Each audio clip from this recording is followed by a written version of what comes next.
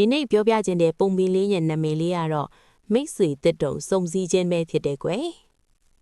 ဟိုးရှိတုံးကစိမ့်လန်းဆိုပြီးတဲ့တစ်တော်ကြီးတစ်ခုထဲမှာအလွန်တွက်လက်တဲ့မြောက်ကလေးမျိုးရှိပါတယ်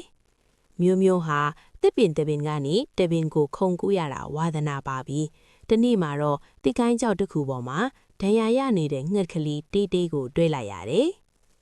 တေးဟာအတောင်ပန်လေးထိကြိုက်ထားလို့မပြန်နိုင်ပဲအစာငတ်နေလျှော်တာပါစိတ်နှလုံးကောင်းရှိတဲ့မျိုးကတေးကိုတစ်တီးချိုလေးတွေခွန်ကြွေပြီးဂရုတစိုက်ပြုစုပေးခဲ့ပါတယ်ရက်အနေငယ်ကြတော့တေးနေကောင်းသွားပါတယ်မျိုးကမြေပြင်ပေါ်မှာခုန်ပေါက်ပြေးလွှားပြီးတေးကတော့ကောင်းကင်ယံမှာပြန်တန်းရင်သူတို့နှစ်ဦးဟာခွဲမရတဲ့တငယ်ချင်းတွေဖြစ်သွားကြတယ်မျိုးကပြောတယ်တေးဟာမင်းကကောင်းကင်ကနေကြီးတာတော့မတို့တောအုပ်ကြီးကဘလောက်လှလဲတေးကပြန်ဖြေတယ်လှတာပေါ့မျိုးရဲ့ဒါပေမဲ့မင်းလို့တစ်ပင်ပေါ်မှာခုံပေါက်ရတဲ့အရာတာကိုလည်းငါသိချင်တာသူတို့နှစ်ဦးဟာတဦးနဲ့တဦးမတူညီတဲ့ဘဝတွေကိုအပြန်လန်လေးစားရင်းပျော်ရွှင်စွာနေထိုင်ခဲ့ကြပါတယ်တနေ့မှာတော့တောအုပ်ကြီးထဲကိုပြင်းထန်တဲ့မုန်တိုင်းတစ်ခုဝင်လာပါတယ်မိုးရီတီးထန်စွာရွာပြီးလေတွေကလည်းအရှိန်အဟုန်နဲ့တိုက်ခတ်နေလေတေးရဲ့အတိုက်ကလေးဟာလေထဲမှာလွင့်ပါတော့မဟစ်ချီနီရောက်နေပါပြီ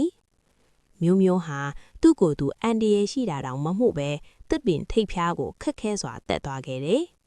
ပြီးတော့တေးနဲ့သူ့ရဲ့ဦးလေးတွေကိုသူ့ရဲ့လက်မောင်းကြားထဲမှာလုံကျုံအောင်ပွေ့ပိုက်ထားပြီးခဲ့ပါတယ်မုံတိုင်းကြီးသွားတဲ့အခါတေးရဲ့အတိုက်ကလေးပျက်စီးသွားပြီမဲ့မျိုးကြောင့်တေးတို့မိသားစုလေးဘေးကင်းခဲ့ပါတယ်တေးကကျေးဇူးလုံးလို့မျက်ရည်တောင်ကျခဲ့ရတယ်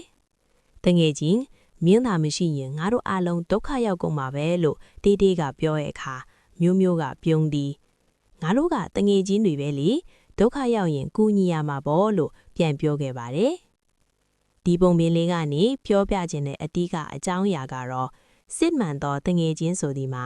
ဒုက္ခရောက်ခြင်းတွင်အနားမှာရှိနေသူဖြစ်တယ်အချင်းချင်းရုပ်ပိုင်းဆိုင်ရာမတူညီကြတော့လဲမေတ္တာတရားနဲ့ပေါင်းစည်းပါကမြာသည့်အခက်အခဲကိုမဆိုကြော်ဖြတ်နိုင်တယ်ဆိုတာပါပဲအားလုံးပဲပုံမြင်နားထောင်ပြီးမိတ်ဆွေကောင်းလေးပိုင်ဆိုင်ရပါစေလို့ GG for Chine ကနေပြီးစုမွန်ကောင်းတောင်းပေးလိုက်ပါတယ်နော်ဒီလိုပုံမြင်လေးတွေထပ်သိချင်ရင် subscribe နှိပ်သွားပြီနော်